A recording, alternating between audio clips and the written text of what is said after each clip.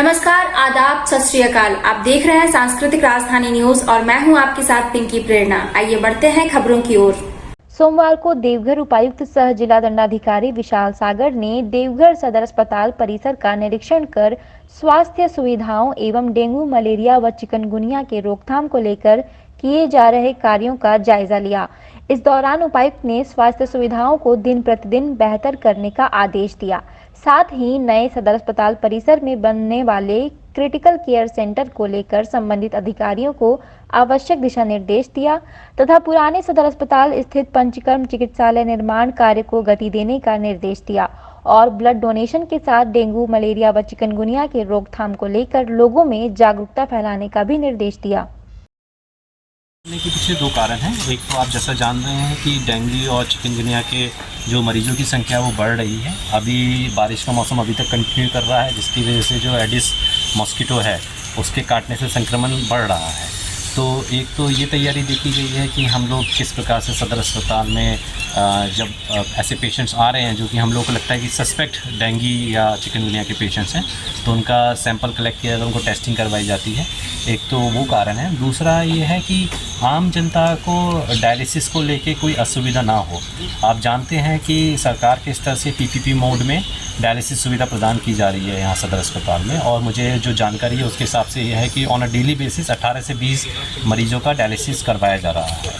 तो मैं वो व्यवस्था भी देखने आया था। पूरा जो हमारा सदर अस्पताल है वहाँ पे डायलिसिस विंग चलाया जा रहा है, तो वो व्यवस्था देखी है। दूसरा, आम जनता के हिसाब से ही उसको सुविधा को देखते हुए हम लोग चाहते हैं कि हमारा जो ब्लड बैंक है वो बहुत सुचारू रूप से चलता रहे। तो ब्लड बैंक अभी भी पुराना सदर अस्पताल कैंपस में चलाया जा रहा है और वहाँ पे हम लोग का प्रयास ये है कि उसको कैसे इम्प्रूव कर सकते हैं ताकि जितने भी पेशेंट्स को आवश्यकता है ब्लड की, उनको समय पे पेशेंट को ब्लड दिया जा सके। एक ऑनलाइन सिस्टम हम लोग जनरेट करना चाह रहे हैं जिसमें कि इमीडिएटली रिक्वायरमेंट अपडेट हो जाए, इमीडिएटली पता लगे कि कितने ब्लड यूनिट्स हमारे पास में अवेलेबल हैं।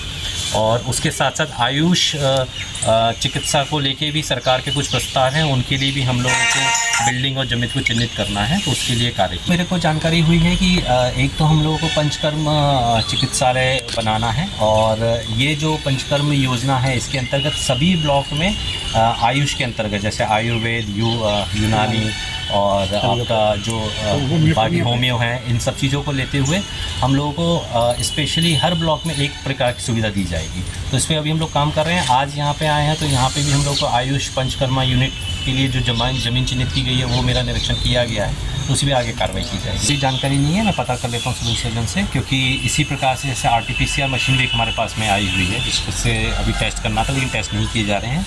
तो आज का जो निरीक्षण है उसका एक मुख्य उद्देश्य ये भी है कि ऐसे क्या इंफ्रास्ट्रक्चर है हमारे पास में जो मौजूद हैं और लेकिन काम नहीं कर पा रहे हैं। तो इस पर आपने जो मुझे बताया अल्ट्रासाउंड वाला, इस पर मैं चेक हुआ, डायरेक्शन दिए हैं सिविल सर्जन साहब को कि उसको कैसे करवाना है। मैंने जैसे आपको बताया है कि ऐसा क्या इंफ्रास्ट्रक्चर है जो हमारे पास में मौजूद है लेकिन हम लोग उसको पूरी तरह से उपयोग नहीं कर पा रहे हैं। RT-PCR मशीन जो है हमारी, उससे भी ये जांच की जा सकती है। इट इज़ ओनली अबाउट कि उसको कैसे कैलिब्रेट करना है मशीन को। तो अभी तो ये है कि हमारे यहाँ पे जांच नहीं हो रही है, जांच के लिए बाहर सैंपल भेजा जाएगा। हम मोस्ट वेली हम लोग दुमका भेजेंगे या रांची भिजवाएंगे, तो उसको अभी करवाएंगे। ये अगेन मैं जब अभी गया हूँ और मैंने जो देखा है तो उसमें मुझे बताया गया कि जो जितने फ्रीजर होने चाहिए उससे कम संख्या में फ्रीजर मौजूद है। इसका भी मैंने बोला है कि अपडेटेड रिपोर्ट में को आज शाम तक दे देंगे, तो आगे हम लोग उसमें डायरेक्शन देंगे। अभी तो मेरे द्वारा उसका निरीक्षण नहीं किया गया है, बट आपने जानकारी दी है, पहले से भी मेरे संज्ञान में आया है, क्योंकि सदर अस्पताल से जस्ट लगा हुआ पोस्टमार्टम हाउस है और वहाँ पे ये समस्या हमेशा से इसके बारे में शिकायत मिलती रहती है। हम लोग कोई ऐसा अच्छा सॉल्यूशन निकालेंगे इसका, और मेरा अगेन स्ट्रेस वही रहेगा कि हम लोग अभी गैप फिलिंग देख रहे हैं कि हमारे यहाँ पे गैप्स क्या हैं और उसको कैसे हम लोग पूरा सुचारू रूप से करवा सकते हैं।